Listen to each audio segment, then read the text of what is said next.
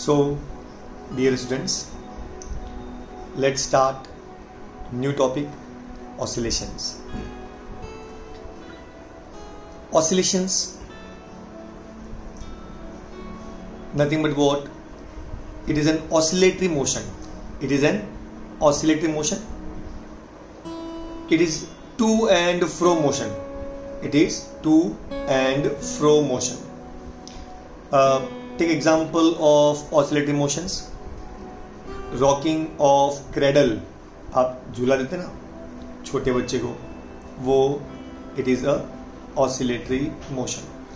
Second, swinging of a swing. बड़ा सा झूला खाते हैं हम लोग जब जाते हैं किसी पार्क में, देन जब आप बड़ा झूला खाएंगे, so it is nothing but what? Swing, जिसमें हम लोग बैठते हैं और वो बार बार बहुत देर तक झूलता है, that is swing. It also an oscillatory motion. अगर आपने गिटार लिया और उसको प्लग करो, तो जब आप वायर को प्लग करेंगे ना, तो wire will vibrate. So vibration of guitar is also an example of oscillatory motion. So remember, मतलब जो oscillate करता है, we can also say जो vibrate करता है, that is called as oscillatory motion. I hope you got it. Then सबसे पहले जो terms उसमें काम आएंगे वो है periodic motion. So what is periodic motion? जिस मोशन का टाइम पीरियड फिक्स रहता है उसको बोलते हैं periodic motion. For example, rotation of Earth on its axis. Earth अपने एक्सिस पर एक पूरा रोटेशन खत्म करती है 24 आवर्स में, वो हमेशा फिक्स है, उसको बोलेंगे periodic motion. Revolution of earth around the sun. जो अर्थ है वो सन के चारों तरफ रिवॉल्व करता है, तो उसका भी टाइम पीरियड फिक्स है, 365 डेज एंड 1/4 डे, तो वो भी फिक्स है. तो जो मोशन का टाइम पीरियड फिक्स रहता है उसको बोलते हैं periodic motion. A motion which repeats itself in equal interval of time. A motion which repeats itself in equal interval of time is called as periodic motion. A motion which repeats itself in equal interval of time is called as periodic motion. I hope you got it. अभी what is oscillatory motion? Actually oscillatory motion क्या होता है? To and fro motion. क्या होता है? To and fro motion. जैसे कोई आदमी पार्टिकल यहाँ पर है, यहाँ पे जाएगा, वापस यहाँ पर आएगा, ये साइड में जाएगा, यहाँ पर आएगा. So this to and fro motion is called an oscillatory motion. उसका एक मीन पोजीशन होगा. जैसे फॉर एग्जांपल पेंडुलम, जो अपना क्लॉक पेंडुलम होता है, वो उसका एक मीन पोजीशन यहाँ पर है, तो ये पेंडुलम यहाँ पे जाएगा, वापस मीन पे आएगा, यहाँ पे जाएगा, वापस मीन पे आएगा. इन दिस वे ये जो मोशन है, this motion is called as oscillatory motion. Called as oscillatory motion. It is to and fro motion which repeats itself in equal interval of time. Which repeats itself in equal interval of time is called as oscillatory motion. For example, pendulum, yeah, we can say pendulum of clock. Then vibration of, or we can say oscillation of swing. अगर आपने देखो बचपन में, अगर मान लो school में जब आप कहीं बैठे रहेंगे और कभी कभी बीच में दो बेंच के बीच में जो खांचा रहता है, उसमें अगर आपने एक ब्लेड डाल के उसको ऐसा प्लग करेंगे, that blade will vibrate. It is an oscillatory motion. आपने ट्यूनिंग फोर्क लिया, देखा रहेगा, वो ट्यूनिंग फोर्क को आप रबर पैड पे वाइब्रेट करेंगे, then the prongs of tuning fork also will vibrate. They also perform oscillatory motion. तो ये चीज़ क्लियर हो गया रहेगा कि ऑसिलेटरी मोशन क्या होता है. To and fro motion. To and fro motion which repeats itself in equal interval of time is called as oscillatory motion. A motion which repeats itself in equal interval of time is called as an oscillatory motion. I hope it is clear. पक्का see please. अभी आपने देखा कि जो motion of swing है ये oscillatory motion भी है, साथ ही साथ ये पीरियोडिक मोशन भी है। इसका मतलब ये हुआ it completes every oscillation in same time. इसका मतलब क्या हुआ, जो ऑसिलेटरी मोशन है वो पीरियोडिक मोशन भी है। याद रखना, all oscillatory motions are periodic motion, लेकिन all periodic motions are not necessarily oscillatory. कैसे? For example rotation of Earth on its axis, ये अर्थ रोटेट करता है अपनी एक्सिस के ऊपर, तो वो क्या है, पीरियोडिक मोशन है, लेकिन वो ऑसिलेटरी मोशन है क्या? नहीं है। Revolution of earth around the sun is periodic motion, oscillatory motion है क्या? नहीं। तो कहने का मतलब ये हुआ कि ऑल ऑसिलेटरी मोशन जो भी ये सब वाइब्रेट करता है ये ऑसिलेटरी मोशन है, साथ ही साथ ये पीरियोडिक मोशन भी है। So all oscillatory motions are periodic motion, but remember all periodic motions are not oscillatory motion. इसीलिए ये स्टेटमेंट बहुत इंपॉर्टेंट है। All oscillatory motions are periodic, but all periodic motions are not oscillatory. I hope you got this statement. Very nice. अब चलते हैं the most important part of this chapter, linear simple harmonic motion. Linear मतलब along straight line, उसको बोलेंगे linear। अगर वो हल्का सा कर्व में भी है ना, अगर हल्का सा एंगल में भी है, उसको बोलेंगे एंगुलर सिंपल हार्मोनिक मोशन। तो इस चैप्टर में हम लोग mainly linear simple harmonic motion करेंगे। मतलब जो simple harmonic motion along straight line होता है उसको बोलेंगे लीनियर सिंपल हार्मोनिक मोशन। और जो एंगल के फॉर्म में रहेगा, जो आर्क में रहेगा, जैसे कि सपोज वो एक वगैरह ऐसा रहेगा तो ऐसा एंगल रहेगा, तो this is called as angular simple harmonic motion. I hope you got it. सबसे पहले we give an example, definition देने से पहले we will perform an experiment। वो experiment क्या है? Please look at here। हमारे पास में एक horizontal table है, एकदम smooth horizontal table है।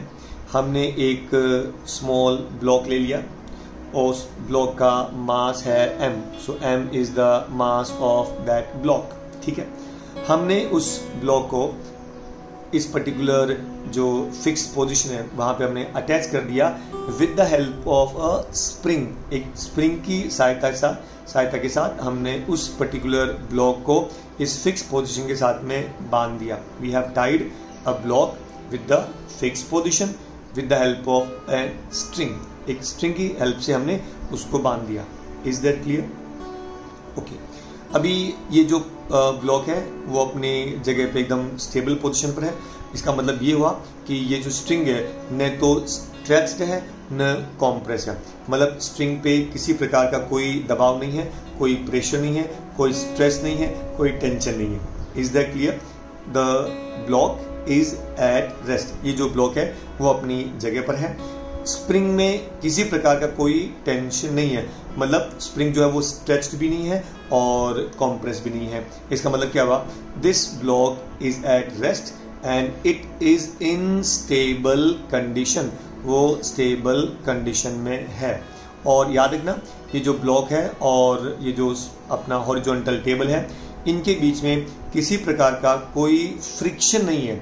मतलब आपको कहने का मतलब ये हुआ कि उस समय कोई प्रकार का इनके बीच में फोर्स नहीं है।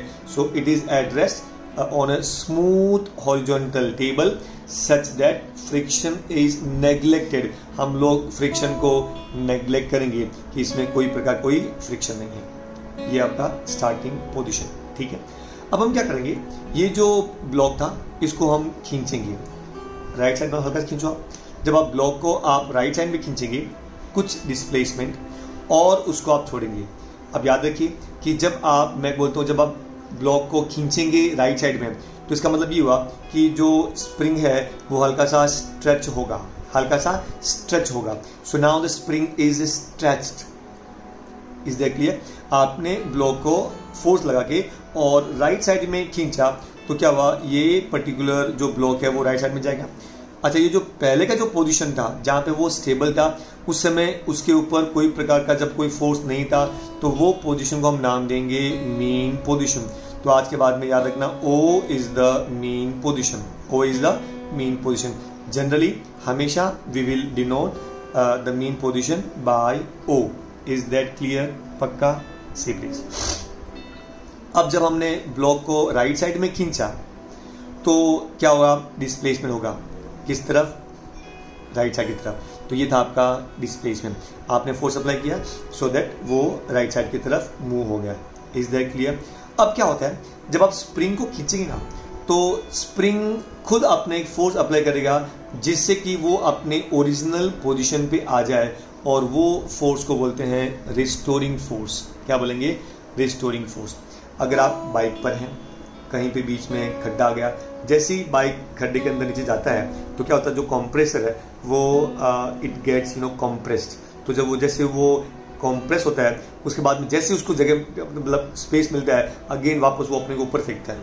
तो कहने का मतलब ये हुआ कि कोई भी पार्टिकल हमेशा अपने ओरिजिनल पोजीशन में आने की कोशिश करेगा, और उसकी वजह से वो खुद फोर्स अप्लाई करेगा, and that force is called as restoring force.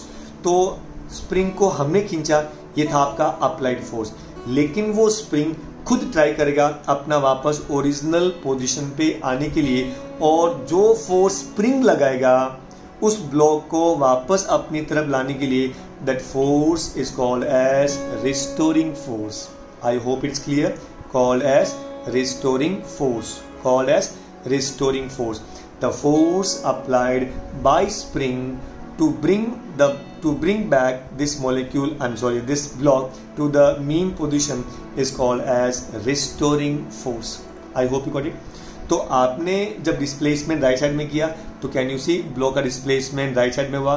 तो रिस्टोरिंग फोर्स का जो डायरेक्शन है वो मीन पोजीशन की तरफ होगा, मतलब इस डिस्प्लेसमेंट के एग्जैक्टली उल्टा, एग्जैक्टली उल्टा। I hope it's clear. So एक चीज आपको समझ में आ गया कि ये जो रिस्टोरिंग फोर्स है और ये जो डिस्प्लेसमेंट, उनका डायरेक्शन ऑपोजिट है। ठीक है, आई रिपीट बार वापस, हमने ब्लॉक को राइट साइड की तरफ खींचा तो वो ब्लॉक राइट साइड तरफ गया। जैसे ही आपने ब्लॉक को छोड़ेंगे तो रिस्टोरिंग फोर्स की वजह से वो ब्लॉक मीन पोजीशन की तरफ आएगा। जब वो यहां पर आता है तो उस समय किसी प्रकार का कोई फोर्स अप्लाई नहीं होता है, लेकिन because of inertia the block will try to move towards left side. ये जो ब्लॉक है वो मीन पोजीशन को क्रॉस करके वापस राइट साइड की तरफ मूव करेगा। अभी जितना स्प्रिंग को कॉम्प्रेस होना था वो स्प्रिंग कॉम्प्रेस हो जाएगा। वापस मैं बोलता हूं कि spring can not remain at compress position. इसका मतलब स्प्रिंग वापस फोर्स अप्लाई करेगा, जिसको बोलेंगे रिस्टोरिंग फोर्स, इस डायरेक्शन में। क्योंकि जब डिस्प्लेसमेंट ये साइड में हुआ तो रिस्टोरिंग फोर्स जो है वो भी उल्टे डायरेक्शन में अप्लाई होगा, so that once again you can see कि restoring force and displacement are in opposite direction. I hope you got it. तो दो चीज आपको क्लियर हो गई है। पहली बात, अगर आपने ब्लॉक को राइट साइड में खींचा था तो the restoring force was towards main position, और एग्जैक्टली उसका उल्टा जब डिस्प्लेसमेंट लेफ्ट की तरफ हुआ था तो जो रिस्टोरिंग फोर्स है वो राइट की तरफ हुआ था। तो यहां हमने क्या ऑब्जर्व किया कि restoring force and displacement are in opposite direction. I repeat, a very important statement. The restoring force and displacement are in opposite direction. एक चीज क्लियर हो गई आपको? पक्का? Now see please. अभी ये आपका मीन पोजीशन था, आपने इसको 2 सेंटीमीटर, 3 सेंटीमीटर, 4 सेंटीमीटर जितना भी खींचा रहेगा। तो अब आपको ये देखना है कि इस रिस्टोरिंग फोर्स और डिस्प्लेसमेंट का आपस में रिलेशन क्या है। मैं आपको एक बेस्ट एग्जांपल देता हूं और बहुत इंटरेस्टिंग। आप एक रबर कॉर्ड लीजिए, रबर लिया आपने और उसको जोर से खींचो, एकदम खींचने का, और फिर अपने बेस्ट फ्रेंड्स, जो अपना बेस्ट फ्रेंड है, उसके चीक्स पे लेके जाके छोड़ दो। अब देखो उसका रिएक्शन आप कैसे मालूम पड़ेगा कि वो किस टाइप का फोर्स था। फॉर एग्जाम्पल आप ऑब्जर्व करेंगे कि अगर आपने कम खींचा तो आपका फ्रेंड कम आवाज़ करेगा। अगर आपने और जोर से खींचा वो तेज आवाज़ करेगा, और आपने बहुत जोर से खींचा तो एकदम चिल्ला उठेगा। इसका मतलब क्या हुआ, जितना डिस्प्लेसमेंट ज़्यादा उतना रिस्टोरिंग फोर्स ज़्यादा, जितना डिस्प्लेसमेंट कम उतना restoring force come. I hope you got it. More displacement more restoring force, less displacement, less restoring force. I hope you got it. इसका मतलब क्या हुआ, restoring force is directly proportional to displacement. Restoring force is directly proportional to displacement. I hope it is clear. कोई doubt आपको? तो दो चीज़ हमने इसमें क्या सीखा। पहली बात तो ये कि जो डिस्प्लेसमेंट है और रिस्टोरिंग फोर्स है वो हमेशा ऑपोजिट डायरेक्शन में रहेगा। दूसरी बात हमने ये ऑब्जर्व किया कि डिस्प्लेसमेंट जितना ज़्यादा रिस्टोरिंग फोर्स उतना ही ज़्यादा, मतलब restoring force is directly proportional to displacement of the particle from the mean position. और आपको एक बात याद रखना है, इस पूरे चैप्टर के अंदर जब कभी भी आपको डिस्प्लेसमेंट मिलेगा तो displacement always to be measured from mean position. बहुत इंपॉर्टेंट स्टेटमेंट है, displacement always to be measured from mean position. ये बात आपको याद रखनी है। I hope it's clear. पक्का ये दो चीज़ आपको क्लियर हो गई, एक तो डायरेक्शन का और दूसरा उसका मैग्नीट्यूड का। So can we say the magnitude of force is directly proportional to displacement. Point number 2, the force is always directed towards mean position. जब पार्टिकल इस तरफ था तो फोर्स मीन पोजीशन की तरफ था, जब पार्टिकल इस तरफ गया तो force towards the mean position था। मतलब the magnitude of force is always towards mean position. I hope it's clear. पक्का? नाउ सी प्लीज, ये हमने किया यहाँ पे mathematically. So mathematically can you see number 1, force is proportional to -x। अच्छा, ये माइनस का साइन क्या हुआ? Minus sign shows that force and displacement are in opposite direction. हमने उस डायग्राम में डिस्कस किया था, फोर्स हमेशा मीन पोजीशन की तरफ रहता है और डिस्प्लेसमेंट हमेशा अवे रहता है। Is that clear? तो कहना मतलब ये हुआ कि force, restoring force and displacement are always in opposite direction, इसलिए ये माइनस साइन है। और रिस्टोरिंग फोर्स का जो मैग्नीट्यूड है it is directly proportional to displacement. So mathematically आपको मालूम है कि whenever there is a proportionality sign it should always be replaced by a constant. Therefore f is equal to minus kx. f equal to minus kx, इसको बोलते हैं mathematical form of SHM. I hope you got it. Where k is called as force constant, k is called as restoring constant. कुछ भी आप उसको नाम दे सकते हैं। k can be force constant और k can be restoring constant और k can be spring constant. Is that clear? Now see please, ये आप याद रखना। Mathematical form of SHM is f equal to minus kx। ये कैसे मिला? 2 point से कि the force is directly proportional to displacement and the force is always directed towards mean position. Is that clear? Now अभी देखो, ये formula तो आपको बचपन से मालूम है, F is equal to ma, force is equal to mass into acceleration. I hope you got it. Now अभी इक्वेशन 1 और 2 को आप कर लो इक्वेट। जब आप इसको इक्वेट कर लेंगे तो क्या मिलेगा? ma is equal to minus kx, ma is equal to minus kx। Is that clear? ये आपका मास यहाँ पे मल्टीप्लाई में है, यहाँ पे आप ट्रांसफर दो नीचे। सो क्या मिलेगा? a is equal to minus k by m into x.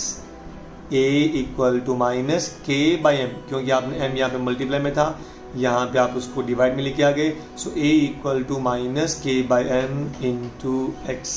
Is that clear? अच्छा, अभी जो k बाई m है वो कांस्टेंट है, क्योंकि k क्या होता है? Force constant. m क्या होता है? Mass of block. तो दोनों ही कांस्टेंट है, कोई चेंज नहीं हो रहा है। स्प्रिंग भी वही है, ब्लॉक भी वही है, तो कोई चेंज नहीं होगा। सो वो कांस्टेंट है। सो k by m is constant, k by m is constant. तो हम लिखेंगे अगर कांस्टेंट था then we can replace it by proportionality sign. So can we say acceleration is directly proportional to minus x. Ab this is called as necessary and sufficient condition for SHM. Obviously SHM मतलब क्या होता है कि force should be directly proportional to displacement. लेकिन अगर आप ये prove कर देते हैं कि acceleration is also directly proportional to displacement, तो भी हम लोग प्रूव कर सकते हैं कि the particle perform simple harmonic motion. I hope you got it. पहला कंडीशन वही है कि restoring force should be directly proportional to displacement. लेकिन आप इसे हमने प्रूव कर दिया कि इसके अलावा भी अगर आप ये भी प्रूव कर देते हैं कि acceleration is directly proportional to displacement, then also we can say particle perform linear simple harmonic motion. I hope you got it. तो अभी इससे हमने क्या सीखा, क्या डेफिनेशन हो सकता है. पहली बात तो ये कि linear simple harmonic motion is a linear periodic motion, is a linear periodic motion in which the restoring force is always directed towards mean position. याद आपको हम डिस्कस किया था जब डायग्राम था तभी. Restoring force is always directed towards the mean position and its magnitude, मतलब उसका value, the magnitude of force is directly proportional to displacement of the particle. Magnitude of the force is directly proportional to displacement of the particle. I hope you got it. Once again, linear SHM.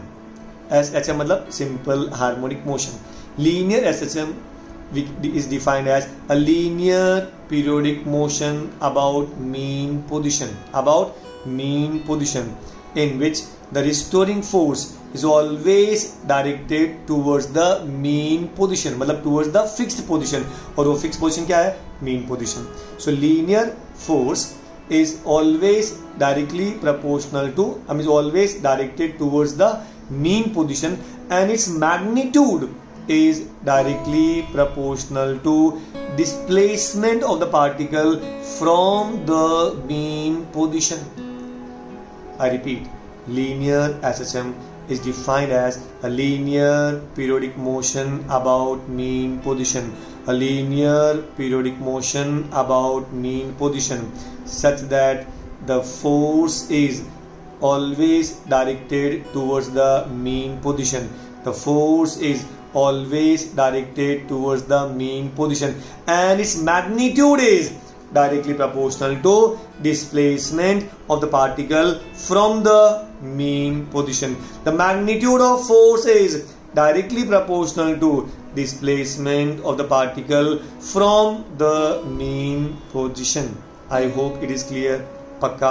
ये था आपका definition of linear SHM. आपको दिन में इसको 3 बार पढ़ना चाहिए. A very very very important definition. I hope it is clear. पक्का.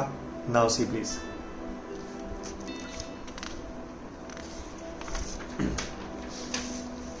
अभी आपने ये ऑब्जर्व किया रहेगा कि हर एक ज्योमेट्रिकल फिगर का इक्वेशन होता है, हर एक मोशन का इक्वेशन होता है. अगर लीनियर मोशन है तो उसका इक्वेशन है, अगर सर्कुलर मोशन है तो उसका इक्वेशन है, अगर रोटेशनल मोशन है तो उसका इक्वेशन है.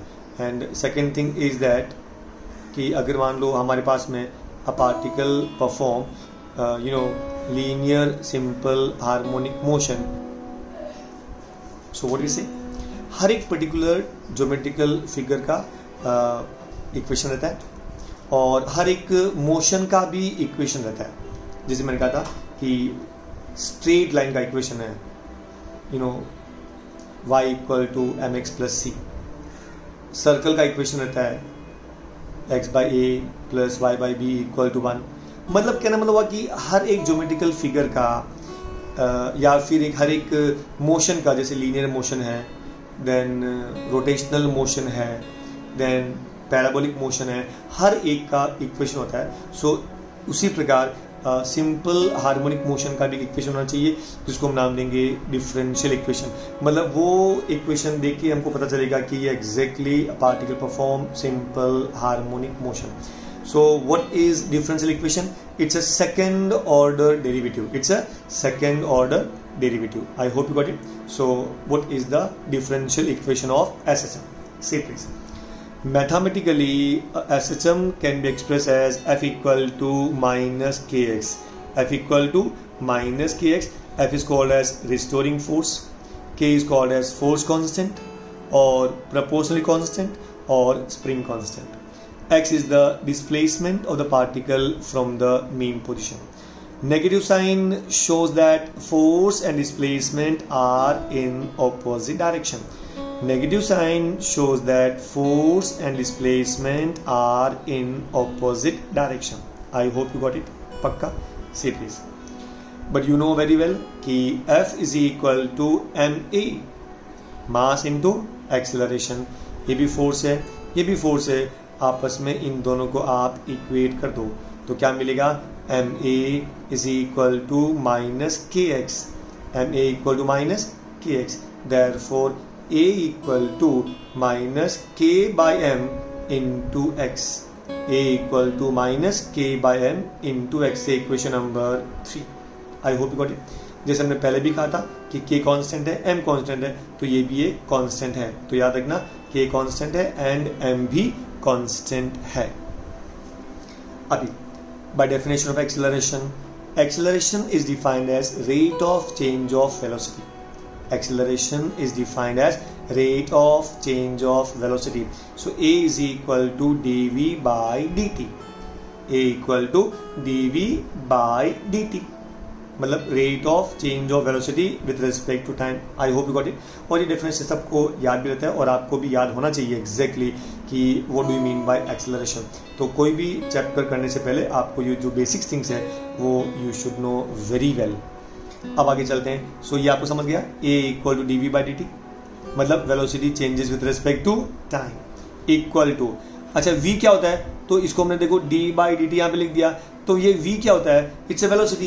And what's a velocity? Rate of change of displacement. What's a velocity? Rate of change of displacement. What's a velocity? Rate of change of displacement. मतलब change in displacement with respect to time.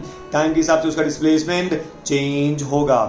Velocity is defined as rate of change of displacement मतलब dx by dt. Change in displacement with respect to time. तो d by dt of dx by dt इसको लिखेंगे d square x upon D T square. I hope you got it. क्या लिखेंगे? d square x upon D T square. तो ये किसका value था? Acceleration का. तो हमने एक्सेलरेशन को डिस्प्लेसमेंट के टर्म में हमने उसको एक्सप्रेस किया. So a is equal to d square x upon D T square. Substitute I mean equate 3 and 4. ये भी एक्सेलरेशन है और ये भी एक्सेलरेशन है, ये वाला फॉर्म भी. And therefore we can say कि इक्वेटिंग 3 एंड 4 तो क्या लिखेंगे? D square x upon D T square is equal to minus K by M into X. D square x upon D T square equal to minus K by M into X. ये आपका एक equation हो गया, differential equation. I hope you got it. अब आगे actually ये acceleration है. Can you see? ये एक्सेलरेशन है. तो ये k बाय एम का आपको वैल्यू निकालना है. तो देखो ये k बाय एम है. a equal to minus K by M into x. आप x को नीचे ट्रांसफर कर दीजिए तो क्या मिलेगा? Acceleration upon displacement. Acceleration upon displacement. Acceleration का यूनिट क्या है? Metre per second square. याद रखो एक्सेलरेशन का यूनिट क्या है? It is metre per second square into ये डिस्प्लेसमेंट नीचे गया. डिस्प्लेसमेंट का यूनिट क्या है? मीटर. Metre metre cancel. क्या बचेगा? 1 बाई सेकेंड स्क्वायर. क्या बचेगा? 1 बाई सेकेंड स्क्वायर. तो 1 बाई सेकेंड मतलब 1 by time. What's 1 by time? Omega मतलब frequency. What's 1 by time? Frequency. तो ये जो वर्ड है k बाई एम उसको हम नाम देंगे ओमेगा स्क्वायर क्योंकि ओमेगा मतलब 1 बाई सेकेंड था. बट ओमेगा स्क्वायर मतलब 1 बाई सेकेंड स्क्वायर. तो इसको हमने ओमेगा स्क्वायर ही नाम क्यों दिया? क्योंकि इसका डायमेंशन और इसका डायमेंशन सेम है. क्योंकि k by m is a by x. What's k by m? a by x मतलब 1 बाई सेकेंड स्क्वायर. और ओमेगा स्क्वायर का भी 1 बाई सेकेंड स्क्वायर. चूंकि दोनों का डायमेंशन सेम है इसका मतलब ये आपका वैल्यू है वो परफेक्ट करेक्ट है कि आप k बाई एम को ओमेगा स्क्वायर से रिप्लेस कर सकते हैं. लेकिन ओमेगा स्क्वायर ही क्यों? वो आपको थोड़ी देर बाद में we will explain. Here omega is called as angular frequency. अभी हम देखा कि जब मैंने बोला कि लीनियर सिंपल हार्मोनिक मोशन, तो उसका मीनिंग होता है कि आपको अलोंग द स्ट्रेट लाइन चलना है, और it's a simple harmonic motion, मतलब टू एंड फ्रो मोशन है, और पीरियडिक टाइम है वो कांस्टेंट है। अब ये लेकिन जब हमने यहाँ पे वर्ड यूज़ किया एंगुलर फ्रीक्वेंसी, तो वो तो एंगल में होता है। तो ये हम एक्सप्लेन करेंगे कि अगर कोई पार्टिकल सर्कुलर मोशन परफॉर्म कर रहा है, अगर कोई पार्टिकल सर्कुलर मोशन परफॉर्म कर रहा है, तो ड्यूरिंग सर्कुलर मोशन, तो आप किसी पॉइंट से अगर आप प्रोजेक्शन ड्रॉ करेंगे, तो वो प्रोजेक्शन जो है वो perform linear simple harmonic motion. इसके लिए time period of circular motion is same as time period of linear simple harmonic motion. एक चीज आपको क्लियर हो गया, मतलब the time taken by the particle to complete one uniform circular motion is same as the time taken by the particle to complete one linear simple harmonic motion.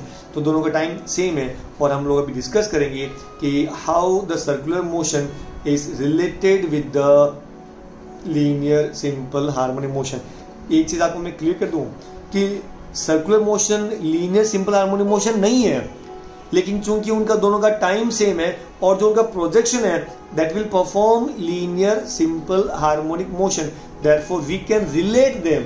लेकिन एक बात याद रखना, सर्कुलर मोशन एसएचएम नहीं है, circular motion SHM नहीं है। I hope you got it. पक्का आगे हम डिस्कस करेंगे कि ये आपने ओमेगा क्यों लिया। बाकी चीज आप क्लियर हो गया कि चूंकि दोनों का डायमेंशन सेम है, तो definitely you can replace this with omega square. And what's omega? Angular frequency. What's omega? Angular frequency. I hope you got it. पक्का now see please.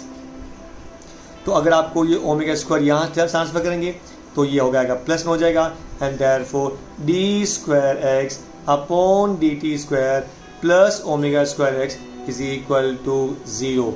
D square x upon D T square plus omega square x is equal to 0। तो ये था आपका differential equation. क्या था? Differential equation. I hope it's clear. कोई doubt? पक्का? Very good. तो आपको याद रखना है differential equation is D square x upon D T square plus omega square x equal to 0। वापस बोलो, d square x upon D T square plus omega square x is equal to 0। एक बात याद रखना, इस चैप्टर के अंदर बहुत सारी डेरिवेशंस हैं, आपको फॉर्मूले भर भर के हैं, एंड देयरफॉर हर एक फॉर्मूला आपको याद होना चाहिए। आई रिपीट, इस चैप्टर के अंदर जितने भी फॉर्मूले वो आपको याद होने चाहिए। तो सबसे पहला हमको दो फॉर्मूले तो मिल गए। पहला मैथमेटिकल फॉर्म ऑफ एसएचएम, वापस बोलो F equal to minus k x, F equal to minus k x. And दूसरा आया differential equation d square x upon D T square plus omega square x is equal to 0। दो फॉर्मूले याद होना चाहिए। पक्का? Okay, continue.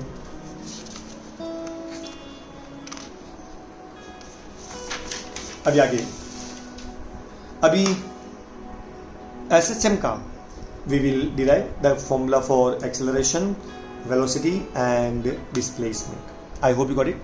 वापस अभी हमारे पास में याद रखो डिफरेंशियल इक्वेशन है किसका? एसएचएम का। हम वहीं से शुरुआत करेंगे। So differential equation is D square x upon D T square plus omega square x is equal to 0। Clear है? ये क्या था? Differential equation. वापस बोलो मेरे साथ, D square x upon D T square plus omega square x is equal to 0। ये था आपका डिफरेंशियल इक्वेशन। अब वापस रिवर्स डायरेक्शन करते हैं, गाड़ी को रिवर्स लेते हैं। ये हमको कैसे मिला था? याद करो, d square x upon D T square equal to d by D T of D x by D t, d by D T of D x by D t. याद है? वापस हम डीएस में चल रहे हैं, अभी उसको हम स्प्लिट करते जा रहे हैं वापस। So D by D T of D x by D T. वापस देखो, what do mean by D x by D T? Rate of change of displacement. What is rate of change of displacement?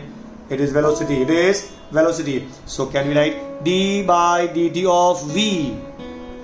I hope you got it. पक्का? वापस देखो, what do you mean by DV by DT? Rate of change of velocity.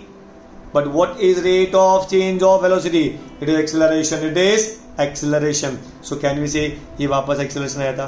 याद करो हमने इसके पहले में acceleration में यहां से शुरू किया था, a equal to dv by dt, याद है आपको, what's v dx by dt, याद है आपको, फिर क्या था, हमको क्या मिला था, d square x upon dt square. अब हमने गाड़ी वापस रिवर्स ले लिया है, हमने यहां से उसको स्प्लिट करते जाओ वापस, d square x upon dt square equal to d by dt of dx by dt equal to dx by dt is v, so dv by dt equal to a, it is acceleration. Is that clear? याद करो हमने इस तरफ अभी गए हैं, जबकि पहले हम लोग यहाँ से ऐसे जा चुके हैं।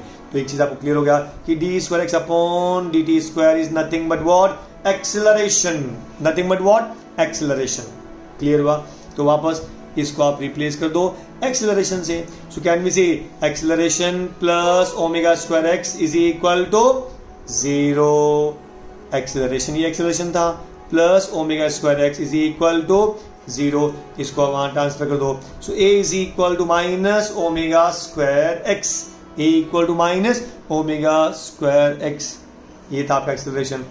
आप बोलेंगे सर ये तो हमने पहले भी डिराइव किया था, ऑब्वियसली किया था, लेकिन वहां हमको जरूरत नहीं था कि हम आपको ये बोलें कि ये एक्सेलरेशन का एक्सप्रेशन है। अभी याद रखना expression for acceleration is minus omega square x, what's a equal to minus omega square x, a equal to minus omega square x. ये आपको फॉर्मूला नंबर 3 याद रखो। हर एक फॉर्मूला आपको याद रखना है, कम से कम 5 बार बोलना है इस फॉर्मूले के, इस चैप्टर के अंदर। जिसको फॉर्मूले लर्न हो गए, लिटरली मैं आपसे बैट लगाता हूँ कि ये इस चैप्टर में आपको कोई प्रॉब्लम नहीं आएगा।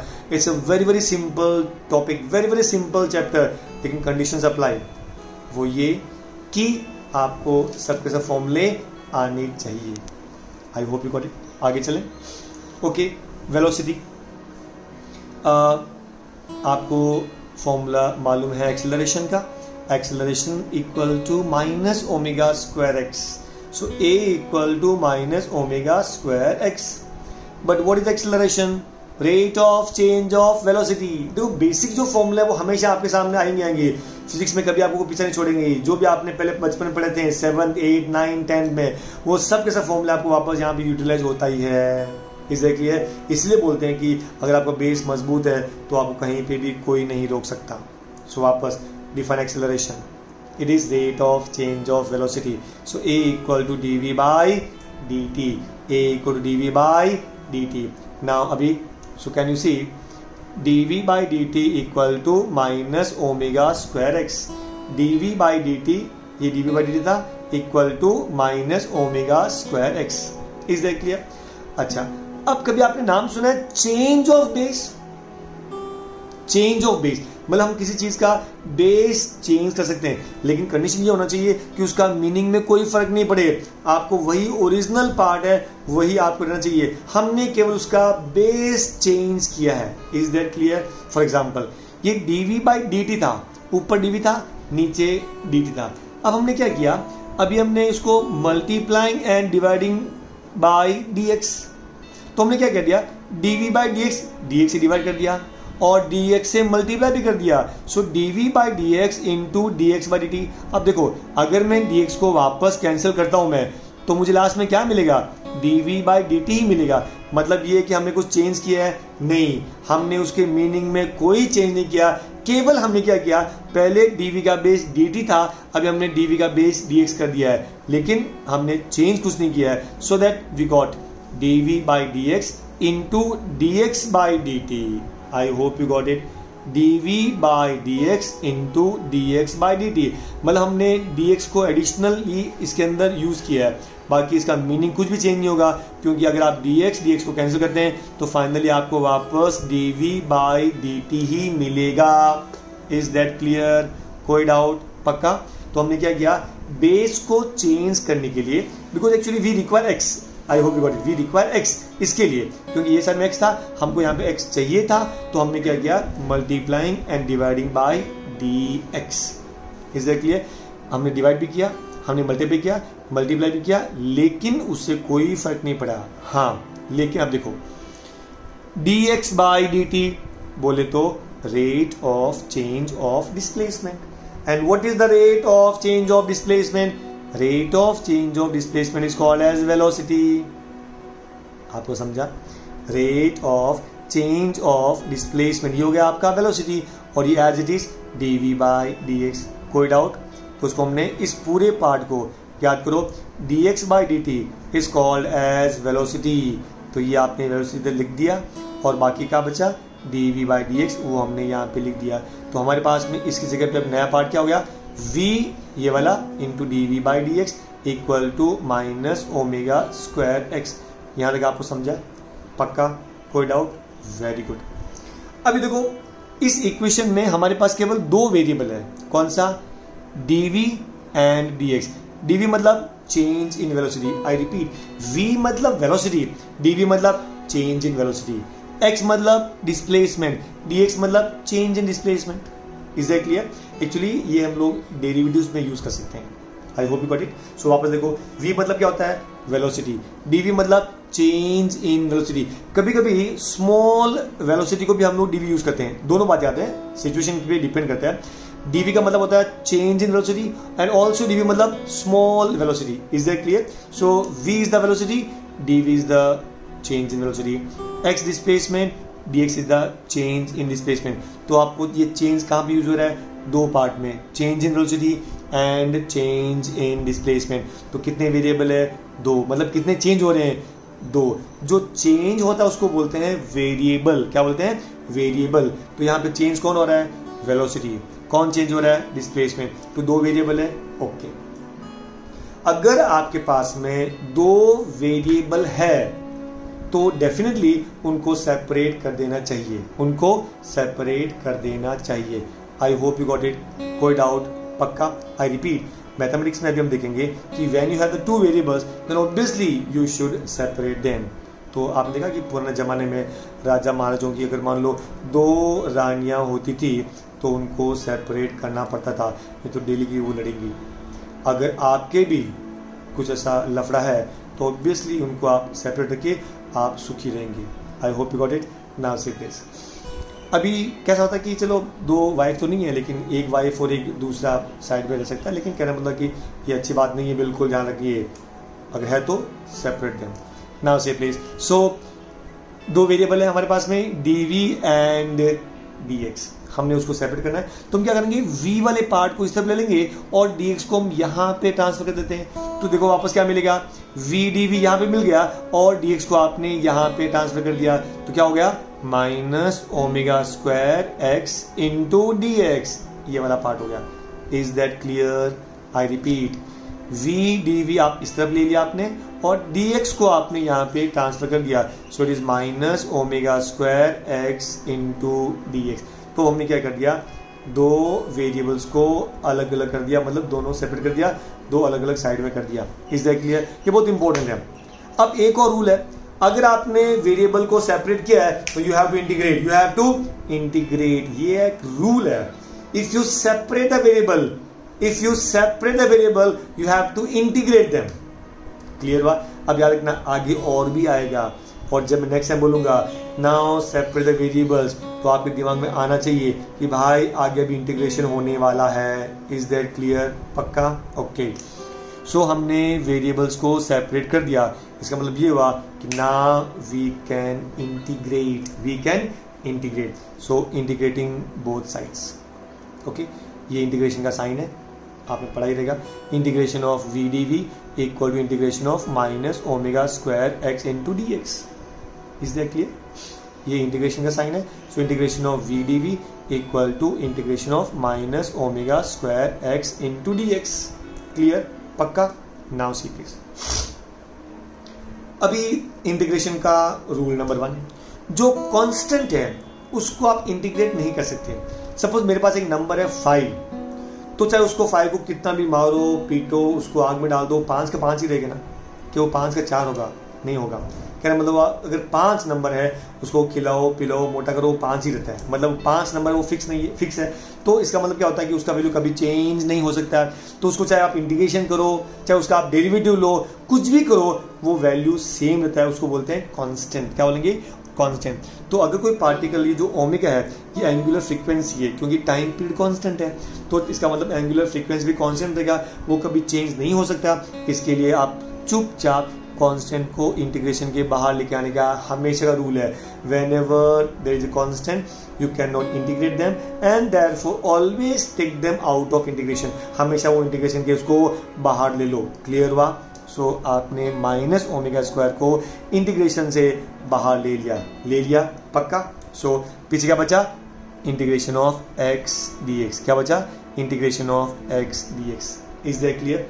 याद रखना, इस तरफ integration of we D v, इस तरफ integration of x d x, और कांस्टेंट क्या था? Minus omega square. Is that clear?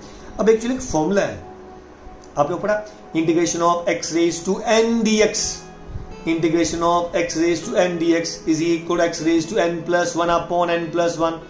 आगे देखो मैं आपको लिख के दिया हूं यहाँ पे, तो ये फॉर्मूला आपको याद रखना चाहिए। कौन सा? Integration of x raised to n dx equal to x raised to n plus 1 upon n plus 1. Is that clear? Integration of x raised to n dx equal to x raised to n plus 1 upon n plus 1. तो पहले आपके पास में left side में क्या था? हमारे पास था v dv। याद करो ये क्या था? v dv था। तो v dv का इंटीग्रेशन क्या हो जाएगा? x raised to n dx equal to x raised to n plus 1 upon n plus 1. तो अगर मान लो n यहाँ पे 1 है तो क्या हो जाएगा? 1 plus 1 2 अपॉन 1 प्लस 1 2। अगर ये 2 रहेगा तो 2 प्लस 1 3 अपॉन 2 प्लस 1 3। मतलब जो पावर x के ऊपर रहेगा वही पावर नीचे भी हो जाएगा। तो हमारे पास में क्या था? वी डी वी था, खाली v मतलब v का पावर कितना था? 1। तो ये था आपका 1, तो 1 प्लस 1 2 अपॉन 1 प्लस 1 2। तो देखो v raise to 2 upon 2। Is that clear? पक्का? आई रिपीट, अगर v था तो v raise to 1 plus 1, because n का वैल्यू 1 था, तो v raise to 1 plus 1 upon 1 plus 1, तो v square upon 2। Is that clear? Equal to minus omega square. दूसरा आपके पास में क्या था? आपके पास में था integration of x d x. तो ये x है, x के ऊपर कुछ भी नहीं, मतलब पावर कितना यहाँ पे? 1 है। कितना है? 1 है। आई रिपीट, कुछ भी नहीं मतलब क्या हुआ? ये 1 हो गया। अगर ये 1 है तो फॉर्मूला क्या था? n plus 1 upon n plus 1। तो 1 प्लस 1 2 अपॉन 2, तो क्या होगा? Minus omega square x raise to 2 upon 2। I hope you got it. Look at this part. ये क्या था? माइनस ओमेगा स्क्वायर आपने बाहर कांस्टेंट लिया था, एक्स रेज टू 2 अपॉन 2। और जब हम लोग इंटीग्रेशन कर लेते ना तो हम लोग हमेशा एक कांस्टेंट यूज करते हैं। तो यहाँ पे हम नाम देंगे plus c. What's a c? Constant of integration. What's a c? Constant of integration. Is that clear? Actually physics में हम लोग कांस्टेंट कब लेते हैं? अगर आपको फर्दर इंटीग्रेशन करना हो या अगर आपको फर्दर सॉल्व करना हो पर्टिकुलर टॉपिक, तो आप इंटीग्रेशन लेते हैं, अदरवाइज कंपल्सरी नहीं है। मैथ्स में आप हमेशा we put the word c. C is the constant of integration. हमेशा हर स्टेप में हम लिखते हैं, यहाँ पे लिखने की जरूरत नहीं है। हाँ, हमको आगे फर्दर इंटीग्रेशन करना है या आगे भी उसको सॉल्व करना है तो आप इंटीग्रेशन यूज करेंगे। Is that clear? और यहाँ पे फिजिक्स के अंदर हर एक कांस्टेंट का एक इंपॉर्टेंट फिजिकल मीनिंग रहता है एंड देयरफॉर यहाँ पे उसको केवल आप कांस्टेंट मत समझो, उस कांस्टेंट का बहुत भारी भरकम मीनिंग रहता है। सो याद रखना, यहाँ पे हमने लिखने को सी लिख दिया, लेकिन ये C has a very, it will play very important role in further part of this derivation. Is that clear? तो एक बार जब आपका इंटीग्रेशन खत्म होता है तो लास्ट में आपको कांस्टेंट भी यूज करना पड़ता है। अब हम इस कांस्टेंट का वैल्यू निकालेंगे। किसका? इस सी का। अब हम कर क्या रहे हैं? हम लोग डिराइव कर रहे हैं expression for acceleration, velocity and displacement of simple harmonic motion. Of simple harmonic motion. I hope you got it. कोई doubt? Okay, let's consider a particle performing simple harmonic motion. याद रखना कि ये लेंथ बहुत ज्यादा है, इसीलिए ऑलमोस्ट स्ट्रेट लाइन ही है, ऐसा आपको अज्यूम करना पड़ेगा। और वैसे भी अगर पेंडुलम का लेंथ बहुत ज्यादा है और अगर पार्टिकल एकदम इतना से एकदम कम है, इसका मतलब it will perform the straight line only, almost straight line. Is that clear? तो ये आप अज्यूम करो कि ये जो लेंथ है वो बहुत बड़ा लेंथ है और ये जो एम्पलीट्यूड है, मतलब ये जो डिस्प्लेसमेंट है वो बहुत कम है, तो obviously it will be almost a straight line. Is that clear? Okay, अब आप एग्जाम्पल लो कि आप उस झूले में स्विंग का लेंथ बहुत ज़्यादा है और वो हल्का सा मूव कर रहा है, तो जब पार्टिकल एकदम एक्सट्रीम पोजीशन पे जाएगा, एकदम एक्सट्रीम पोजीशन पे जाएगा, तो क्या होता है कि वहाँ जाने के बाद में, एक्सट्रीम पोजीशन पे जाने के बाद में particle will go and will stop. Obviously जब आप झूला खाते हैं ना तो क्या होता है कि जब मीन पोजीशन में आएंगे तो झूले को एकदम आगे जाना पड़ेगा। जब आगे जाएंगे तो आगे जाने के बाद में कहीं तो उसके बाद में स्पीड एकदम कम होता है और एक्सट्रीम में जाने के बाद में पार्टिकल रुक जाएगा क्योंकि उसको वापस भी तो आना है ना। अगर एक्सट्रीम पे जाने के बाद नहीं रुका तो वो हमेशा के लिए आगे चला जाएगा, वो पॉसिबल नहीं है। देयरफॉर जब कोई पार्टिकल एक्सट्रीम पोजीशन पे जाएगा तो वहां जाके उसको रुकना पड़ेगा क्योंकि उसको वापस भी तो आना है। रिस्टोरिंग फोर्स को वापस लेके आएगा, वापस वो मीन पर आएगा एकदम मैक्सिमम स्पीड से। लेकिन आगे जब जाएगा उसका स्पीड एकदम कम होता जाएगा और जब वो आगे जाएगा तो वहां पे उसको रुकना पड़ेगा। तो इसका मतलब क्या हुआ कि जब एक्सट्रीम पर जाएंगे मतलब जब डिस्प्लेसमेंट मैक्सिमम है उस समय पार्टिकल का स्पीड 0। जब डिस्प्लेसमेंट मैक्सिमम है मतलब आप मीन पोजीशन से मैक्सिमम डिस्प्लेसमेंट जाएंगे और इस मैक्सिमम डिस्प्लेसमेंट को हम नाम देते हैं एम्पलीट्यूड। क्या नाम देंगे? एम्पलीट्यूड। क्या नाम देंगे? Amplitude. What's amplitude? Maximum displacement of the particle from mean position. मान लो आपका पार्टिकल यहां तक जा रहा है तो ये जो पोजीशन उसको बोलेंगे एम्पलीट्यूड। क्या बोलेंगे? एम्पलीट्यूड। क्या बोलेंगे? Amplitude. What is amplitude? Maximum displacement of the particle from the mean position. Maximum displacement of the particle from the mean position called as amplitude. Called as amplitude. तो जब displacement maximum होगा मतलब displacement amplitude के बराबर होगा उस समय उसका स्पीड क्या होगा? 0। मैंने कहा था कि झूला एकदम एक्सट्रीम पे जाने के बाद तो रुक जाता है, रुक गया मतलब क्या हुआ? Speed is 0। Speed is 0। I hope you got it. So what you observe that when the particle is at extreme position then its velocity is 0। Velocity is 0।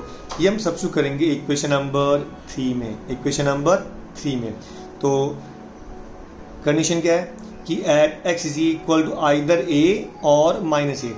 ये a मतलब पॉजिटिव एक्सट्रीमिटी, माइनस a मतलब negative extremity. मतलब इधर भी maximum displacement हो सकता है और इधर भी नेगेटिव डिस्प्लेसमेंट हो सकता है। देयरफॉर x की जगह पे आप क्या लिखेंगे?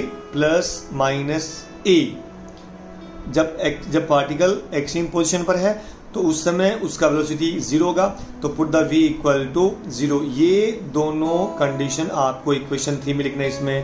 तो अभी सब्स्टिट्यूट करो तो v, ये v क्या हो गया? 0। तो हमने लिख दिया 0 equal to minus omega square x का वैल्यू क्या लिखा आपने? a। और जब उसको स्क्वायर करेंगे तो a स्क्वायर, तो यह होगा minus omega square a square upon 2 plus c। आपको समझा? हमने क्या किया, इस पर्टिकुलर SHM का एक कंडीशन हमने यहाँ पे सब्स्टिट्यूट कर दिया। कंडीशन क्या था? x is equal to a। कब? When v equal to 0। तो x इक्वल टू जब a रहेगा तो v का वैल्यू 0 होगा। ये पार्ट हमने इसमें सब्स्टिट्यूट कर दिया तो क्या मिला? v का वैल्यू कितना? 0। कब?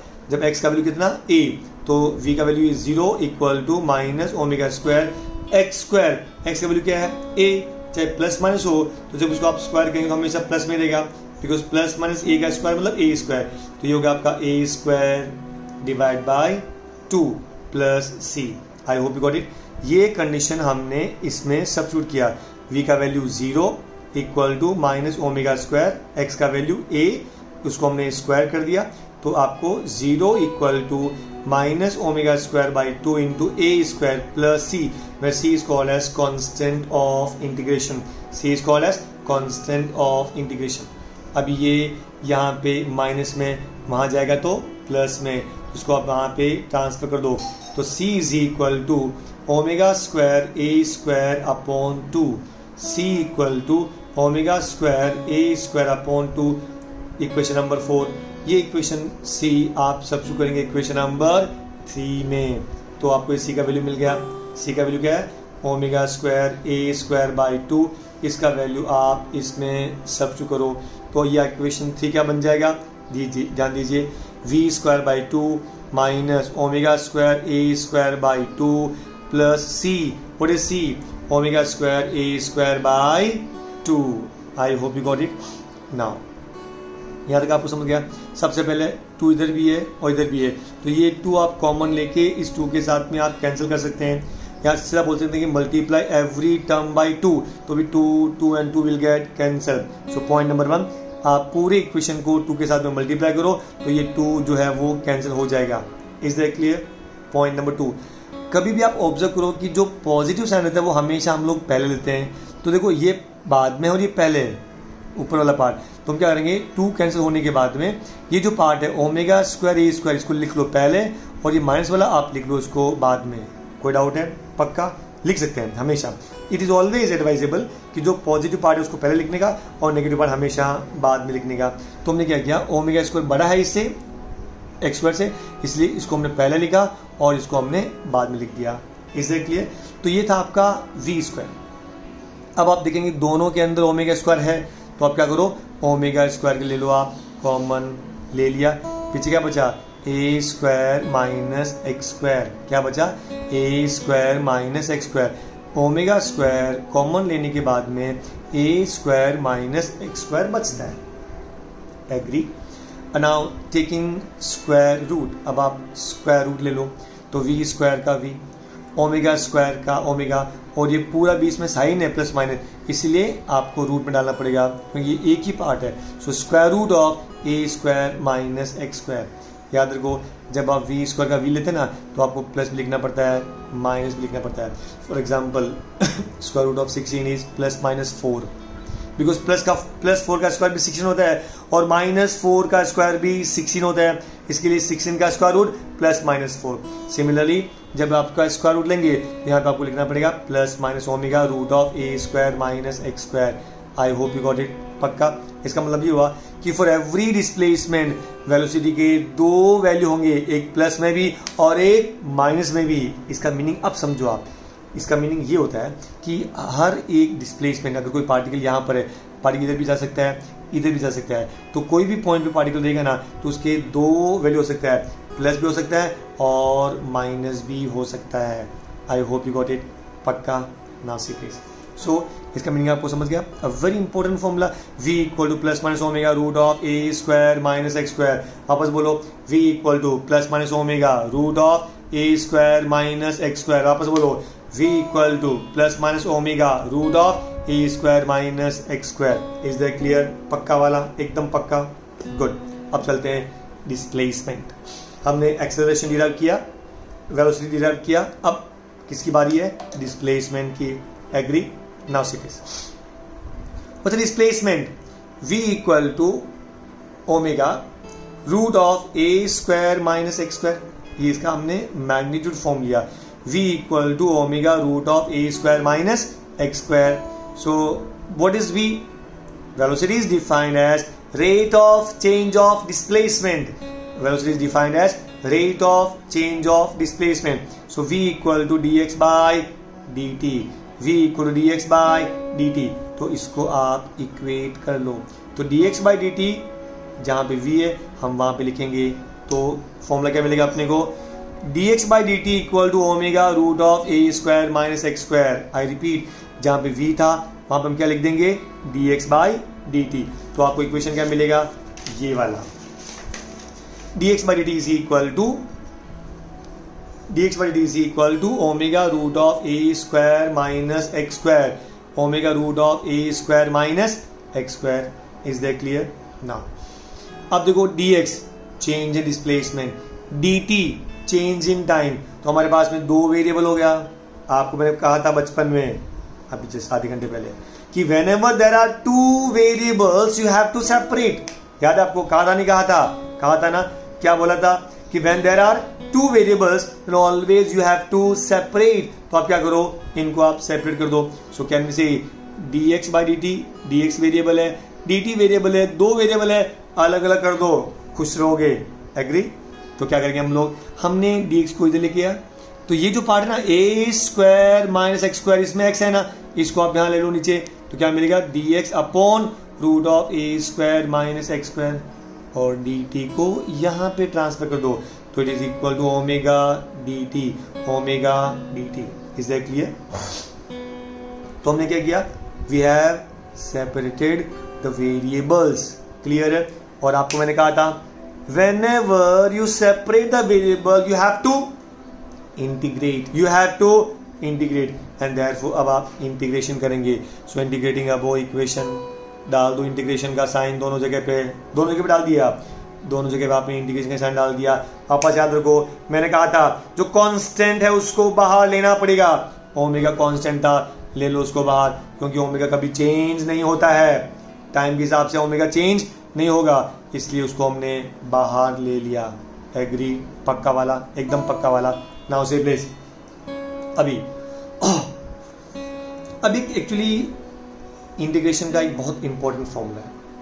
वो फॉर्मूला ये है, इंटीग्रेशन ऑफ 1/रूट of A square minus x square dx equal to sine inverse of x by A. क्या फॉर्मूला है? Sine inverse of x by A. एक फॉर्मूला एक्चुअली, और ये straight away formula, standard formula है, आपको use करना पड़ेगा।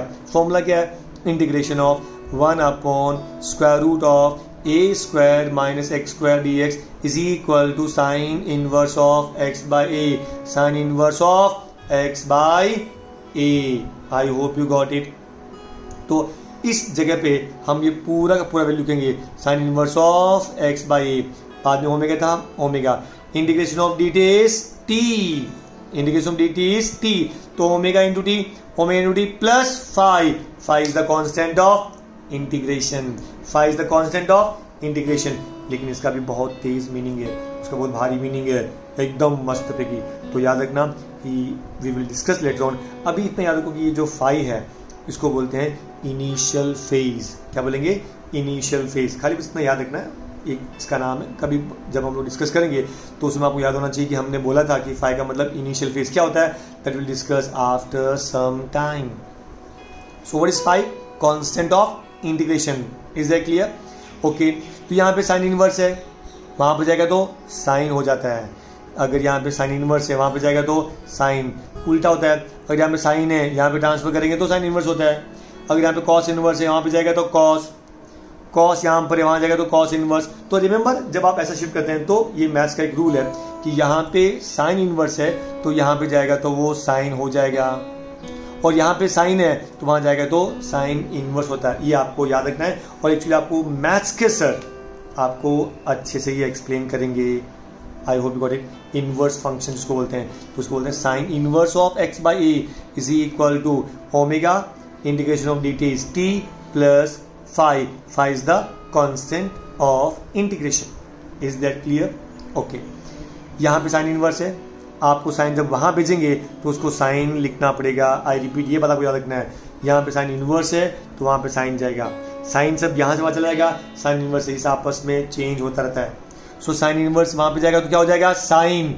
तो इधर पीछे क्या बच गया? अगर इनवर्स चला गया तो x बाई ए, तो x बाई ए बच गया। साइन इनवर्स को आपने यहां पे ट्रांसफर किया तो क्या बच गया? साइन, फिर ब्रैकेट में ओमेगा टी प्लस फाइव। आपको समझा? पक्का?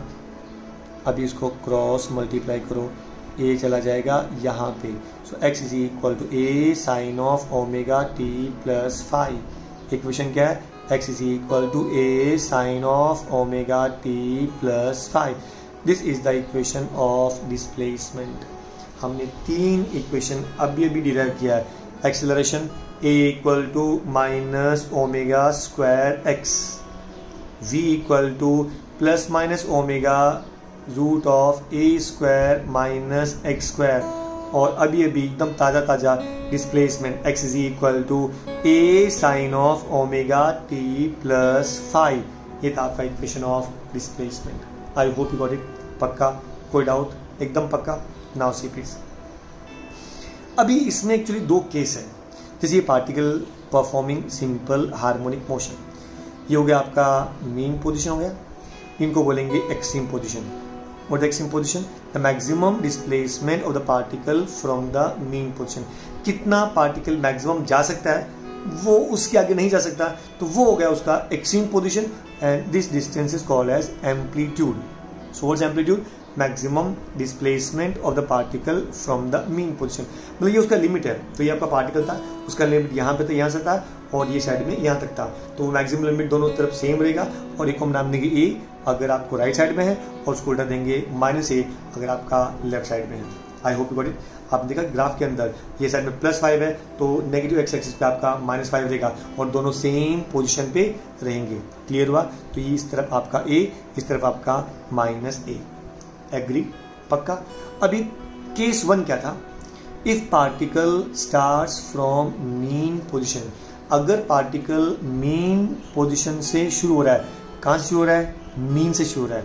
कहाँ से शुरू हो रहा है? मीन से शुरू हो रहा है। मतलब जब स्टार्टिंग में जैसे आपने घड़ी ऑन की या आपने पेंडुलम को बोला कि पेंडुलम जब मीन पर है उसमें दिखने का, क्योंकि एक्चुअली पार्टिकल ऑलरेडी अगर वो ऑसिलेट कर रहा है तो आप इनिशियल पोजीशन या इनिशियल टाइम क्या मानेंगे, ये आपके ऊपर डिपेंड करता है। एक्चुअली ये सब्जेक्टिव है। आपने ये देखा कि जब पेंडुलम मीन पे आएगा और तब मैं शुरू करूंगा, इसका मतलब ये होता है कि आपके लिए क्या होगा कि particle has started from mean position. I hope you got it.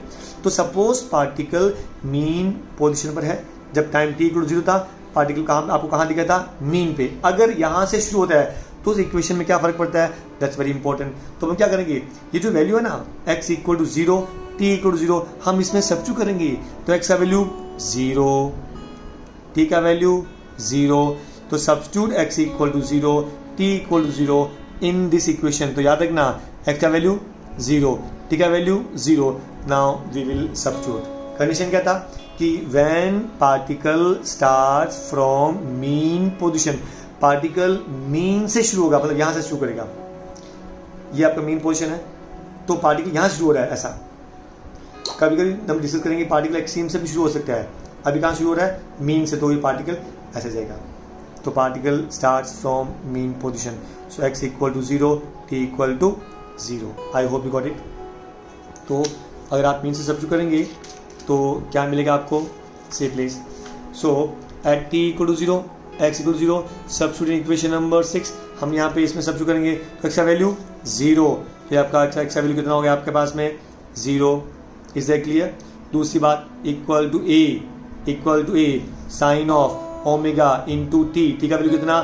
0, t का वैल्यू कितना? 0 +5 आपने सब्स्टिट्यूट करो, x का value 0 equal to a sine of omega into 0 +5 तो 0 equal to a sine of omega into 0 is 0, तो क्या बचेगा? Sign 5, तो a साइन 5। एग्री? उसके बाद में a को आप ट्रांसफर करो तो sine 5 equal to 0/a, 0/a is always equal to 0, 0/a is always equal to 0, तो sine 5 is equal to 0। Sine 5 का वैल्यू कितना? 0। आपको मालूम है साइन 5 इज 0, इसका मतलब 5 will be 0 because sine 0 is 0, sine 0 is 0 and therefore 5 का value क्या होना चाहिए? 0। एक बात और, साइन पाई का वैल्यू भी 0 होता है, इसका मतलब क्या हुआ? आपका 5 का वैल्यू क्या हो सकता है? 0 और 5 का वैल्यू क्या हो सकता है? Pi. I hope you got it. पक्का? सीरियस? तो अब याद रखना कि उस इक्वेशन में आपका 5 का वैल्यू क्या हो सकता है? 0 और पाई, 0 और पाई। तो अगर आप उसमें सब्स्टिट्यूट करेंगे 0 और पाई, तो वापस देखो ये हमारे पास क्या था कि if you substitute 0 and pi then we will get, ये देखो इक्वेशन क्या था? ये था ना x is equal to a sine omega t plus 5, तो 5 का वैल्यू आपने क्या सब्स्टिट्यूट किया? 0, तो 0 हो गया, तो ओमेगा t प्लस 5 0, तो ओमेगा t बचेगा, तो क्या मिलेगा? x is equal to a sine of omega t। Is that clear? पक्का? दूसरा आप यूज करेंगे that pi is phi is equal to pi, तो ये आपका sine omega t plus pi and that will be equal to minus sine, तो क्या हो जाएगा? Minus a sine omega t। I hope you got it. पक्का? I repeat, अगर आपने 0 सब्स्टिट्यूट किया तो sine of omega t plus 0 sine of omega t, तो a sine omega t plus a sine omega t। अगर आपने 5 का value substitute किया पाई यहाँ पे, तो pi plus omega t minus sine, तो क्या हो जाएगा? Minus a sine omega t, तो आपको मिलेगा minus a sine omega t। I hope you got it. तो आपके पास में x के 2 इक्वेशन मिले, plus a sine omega t minus a sine omega t। लेकिन ये फॉर्मूला कौन सा? When particle starts from mean position, particle starts from mean position then x equal to plus minus a sine omega t। I hope you got it. पक्का? Now see this.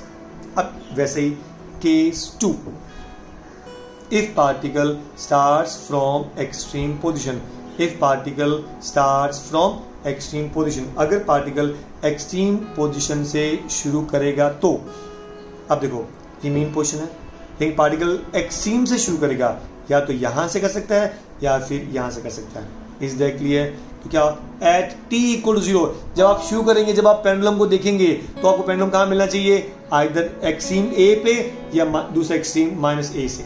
I hope you got it. Substitute this condition in पहला equation number 6 में, कौन सा? x is equal to a sine omega t plus alpha, उसमें आप substitute करो। Is that clear? तो x is equal to, equation क्या था? एक जो चाहिए था, x is equal to a sine of omega t plus 5, इसमें आप सब्स्टिट्यूट करो तो x का वैल्यू कितना? प्लस माइनस a, कितना? Plus minus a equal to a sine of omega into t, ठीक कितना? 0 प्लस 5। एग्री? 5 कैंसिल, क्या बचेगा? Plus minus 1 equal to sine omega into 0 0 plus 5 so plus minus 1 equal to sine of 5। Is that clear? तो 5 याद है आपने कहा था मैंने आपको कि यहाँ पे साइन है, वहां पे जाएगा तो साइन इनवर्स ऑफ, तो 5 is equal to sine inverse of plus minus 1, sine inverse of plus minus 1। इसका मीनिंग क्या हुआ कि कौन से साइन का वैल्यू प्लस 1 होगा और कौन से साइन का वैल्यू माइनस 1 होगा? तो sine 90 is 1 and sine 270 is minus 1, तो साइन 90 मतलब π/2, तो इसका वैल्यू हुआ π/2। और माइनस 1 कब मिलेगा? जब इसका वैल्यू होता है 3π/2, because sine of 3π/2 is minus 1। आपको इसका मीनिंग समझा? साइन 1 कब मिलता है? When value is π/2। कब? एंगल का वैल्यू कितना होगा? π/2। और माइनस 1 कब मिलेगा? When this angle is 3π/2। Is that clear? तो इसका मतलब क्या हुआ? अगर साइन 5 की वैल्यू प्लस 1 माइनस 1 है, इसका मतलब 5 का वैल्यू क्यों होगा? क्या होगा? आइदर π/2 और 3π/2। I hope you got it, पक्का वाला। तो अब आप सब्स्टिट्यूट करो, एक बार π/2 और दूसरी बार 3π/2। अगर आपने π/2 सब्स्टिट्यूट किया तो a sine omega t plus π/2 sine of π/2 plus theta is cos theta, तो क्या मिलेगा? a कॉस ओमेगा टी, याद है? और आप सब्स्टिट्यूट करते हैं ओमेगा टी प्लस 3π/2, तो क्या मिलेगा? माइनस कॉस, तो क्या मिलेगा? Minus a cos omega t. I repeat, a sine of omega t plus π/2, sine π/2 plus theta cos theta, तो ये कॉस थीटा मिल गया यहाँ पे। और sine 3π/2 plus cos theta minus cos theta, तो ये माइनस कॉस थीटा है, तो a तो पहले से ही है। तो a sine omega t plus π/2 को हम क्या लिखेंगे? a कॉस ओमेगा टी, और इसको minus a cos omega T. तो आपके पास में दो वैल्यू है, x equal to plus minus a cos omega T. तो याद रखिए, अगर particle starts from mean position x equal to plus minus a sine omega T, and if particle starts from extreme position then x is equal to plus minus a cos omega t।